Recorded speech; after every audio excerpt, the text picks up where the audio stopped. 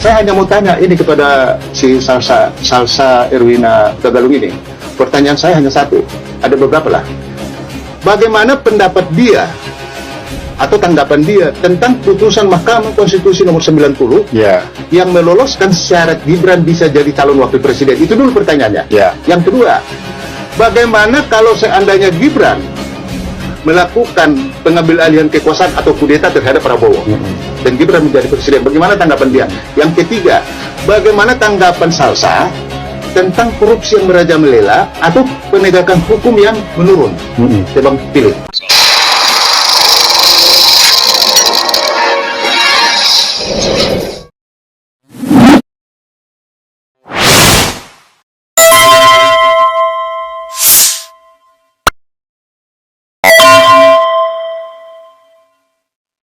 Assalamualaikum warahmatullahi wabarakatuh. Pemirsa, Salsa Erwina ditantang sekedar untuk menjawab soal saja, karena sejauh ini kan memang suaranya menelanjangi anggota-anggota DPR dan menantang anggota DPR untuk debat terbuka. Dan benar bahwa apa yang dikatakan oleh Salsa itu sangat layak terhadap anggota-anggota DPR seperti Ahmad Sahroni, ya, Uya Kuya, Eko Patrio, dan lain sebagainya gitu kan. Tetapi sayangnya mungkin dengan gaya retorika Salsa yang agak menantang seperti itu dan berani, itu ternyata memicu juga orang-orang tertentu bereaksi secara berlebihan, sehingga terjadilah penjarahan-penjarahan terhadap rumah-rumah anggota DPRD itu, ya. Tetapi itu juga belum tentu masa yang biasa, bisa jadi juga ada kontaknya. Aku tak buat seperti ini dulu ya, nanti ente yang menindaklanjuti. Nah, dan kebetulan PSI tidak ada di DPR, Salsa, ya. Jokowi tidak ada di DPR perwakilannya. Nah, ini Bapak ini mengajukan tantangan. Berani nggak Salsa itu menjawab pertanyaan berkenaan dengan keputusan MK nomor 90? Ya, suaranya seperti apa? Apakah Salsa bisa menunjukkan tingkat keadilannya terhadap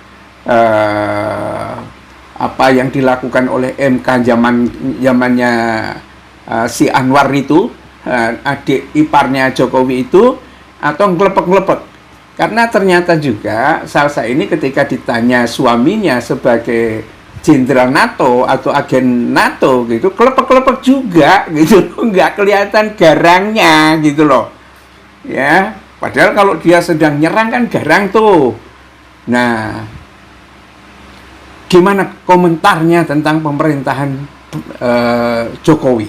Ini juga saya kira penting ditanggapi oleh Salsa Erwina itu, karena 10 tahun orang sekritis Salsa mestinya mengikuti perkembangan itu kan. Nah, lalu ditanyakan lagi berkenaan usai demo yang rusuh ini, jika terjadi kudeta, kemudian Gibran itu merebut kekuasaannya Prabowo, gimana pendapatnya? Berani nggak memberikan jawaban itu? Ini sangat ditunggu-tunggu. Jadi supaya keadilannya itu tidak ditegakkan di suatu kaum, ya, tetapi tidak kepada yang lain. Ya semua saja diawasi gitu loh. Ya, mana yang memang menyimpang dari tatanan dan etika politik di Indonesia.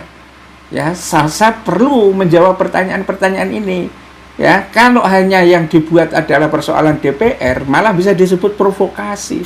Karena apa? Itu berkelindan dengan programnya seperti YouTube Nusantara, DJ Anak Jenderal, dan lain sebagainya. Memang kelihatannya kan suaranya adil, dan benar sekali itu kritiknya Salsa terhadap beberapa orang yang anggota DPR itu, yang memang kurang ajar menurut saya. Ya, tidak pada tempatnya mereka berjoget-joget karena mendapatkan tunjangan naik, sementara rakyat ini kelimpungan Tetapi kalau hanya terbatas di situ, inilah sebetulnya persoalan siapa Salsa itu, kenapa suaminya itu jenderal NATO, ya kan? Kenapa perusahaannya yang katanya ini tapi justru persoalan lingkungan juga, gitu loh, ya. Nah, kita belum pernah dengar bagaimana suara dia tentang Gibran. Layak nggak Indonesia dengan 280 itu punya wakil presiden yang plonga-plongo kayak Gibran itu? Kenapa bukan Salsa yang cerdas gitu? Nah, ini pertanyaan-pertanyaan yang saya kira ya perlu supaya kita tahu ya.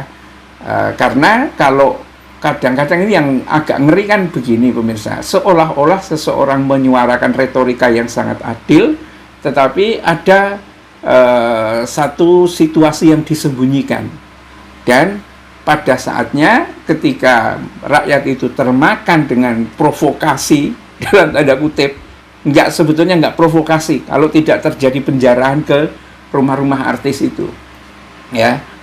Bagus sekali kritiknya itu, termasuk tantangannya untuk debat dengan Sahroni, dan sayangnya Sahroni tidak berani melayani debatnya. Seharusnya kan dihadapi saja, tidak masalah sebetulnya, walaupun ketahuan rapotnya itu nilainya rata-rata 6, tapi Sahroni kan laki-laki, gagah, ya kan, perkasa, masa menghadapi debat nggak berani? Mestinya kan berani. Kalah debat itu mendapatkan ilmu, tidak akan babak belur gara-gara kalah debat. Itu yang salahnya. Nah, tetapi sekarang Salsa juga ditantang seperti yang dikemukakan oleh Bapak ini, ya, untuk menjawab persoalan-persoalan terkait dengan keputusan MK yang meloloskan Gibran yang sebetulnya nggak memenuhi syarat jadi wapres sekarang, dan pada akhirnya membuat negara ini kelimpungan karena berawal dari keputusan MK yang itu BEM salah BEM juga, gitu loh. Nah, kalau dia bisa memberikan suara yang adil berkenaan dengan itu, ya, tidak seperti dia menjawab pertanyaan kecurigaan orang tentang suaminya yang disebut sebagai jenderal NATO atau agen NATO, ya, kelepek-kelepek juga, gitu kan, Salsa. Nah, ini saya kira perlu dibuktikan. Kalau dia betul menyuarakan keadilan dan cinta negeri ini, pasti tidak akan rela rakyat itu menderita gara-gara 10 tahun kepemerintahan Jokowi dan anaknya yang bikin kacau. Kalau sampai dia merebut kekuasaan dengan cara numpang, ya, rusuh, yang salah satunya bisa jadi kena imbas dari gaya retorikanya Salsa itu sendiri. Bila taufik wa hidayah. Assalamualaikum warahmatullahi wabarakatuh.